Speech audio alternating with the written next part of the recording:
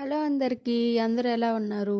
ఈరోజైతే బ్రేక్‌ఫాస్ట్‌లోకి పొద్దున ఇడ్లీ పెట్టాననమాట. ఇంక మేము తినేసాక కొన్ని ఇడ్లీలైతే మిగిలిపోయాయి. ఇంక వాటితో ఏం చేద్దామా అని చెప్పేసి, సరే ఇడ్లీ ఉప్మా చేద్దాము అని చెప్పేసి అనుకున్నాను. టేస్ట్ అయితే చాలా బాగొచ్చింది. మీరు ఎప్పుడైనా ట్రై చేయకపోతే ఇది చూసాక ఖచ్చితంగా మీరు కూడా చేసుకోవాలనిపిస్తది. అంత బాగుంటదనమాట. ఇదేం పెద్ద ప్రాసెస్ ఏం కాదండి. సింపుల్‌గా చేసేసుకోవచ్చు. ముందు ప్రాసెస్‌లోకి వెళ్ళిపోదాము. కడాయి పెట్టుకొని ఒక స్పూన్ ఆయిల్ వేసుకోవాలి. తర్వాత పోపు దినుసులన్నీ వేసుకోవాలన్నమాట. ఒక స్పూన్ జీలకర్ర, ఆవాలు, శనగపప్పు, మినప్పప్పు వేసుకొని ఫ్రై అయిన తర్వాత ఒక పచ్చిమిర్చిని సన్నగా కట్ చేసుకొని వేసుకోవాలి. అది కూడా వేగిన తర్వాత ఒక రెమ్మ కరివేపాకుని వేసుకోవాలన్నమాట.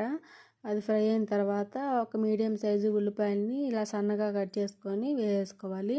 కొంచెంగా సాల్ట్ వేసుకోవాలి. సాల్ట్ వేసుకుంటే ఉల్లిపాయ త్వరగా మగ్గుతుంది కాబట్టి, ఇంకా ఇడ్లీలో మనకు సాల్ట్ ఉంటుంది కాబట్టి కొంచెం అంతే వేసుకుంటే మనకు సరిపోతుంది. ఇంకా మొత్తం బాగా గోల్డెన్ బ్రౌన్ కలర్ వచ్చిన తర్వాత మనం ఇట్లా ఇడ్లీని పొడి పొడిగా చేసి పక్కన పెట్టుకోవాలన్నమాట.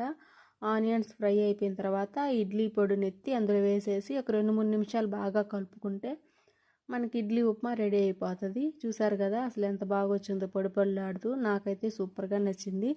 మీరు ట్రై చేయకపోతే ఒకసారి ట్రై చేసేయండి వెంటనే. వీడియో నచ్చితే లైక్ చేయండి. నా ఛానల్ని సబ్స్క్రైబ్ చేయండి. Bye bye.